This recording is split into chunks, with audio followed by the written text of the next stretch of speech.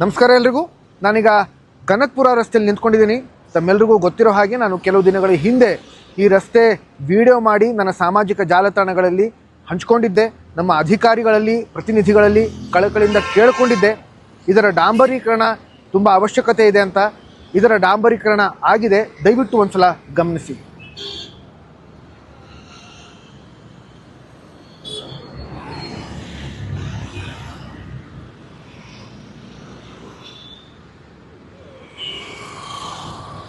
ನಾನು ಈ ವಿಡಿಯೋ ಮೂಲಕ ನಮ್ಮ ಅಧಿಕಾರಿಗಳಿಗೆ, ನಮ್ಮ ಪ್ರತಿನಿಧಿಗಳಿಗೆ ಧನ್ಯವಾದಗಳನ್ನು ಹೇಳ್ತೀನಿ. ಹಾಗೆ ತಮಗೂ ಕೂಡ ಧನ್ಯವಾದಗಳನ್ನು ಹೇಳ್ತೀನಿ.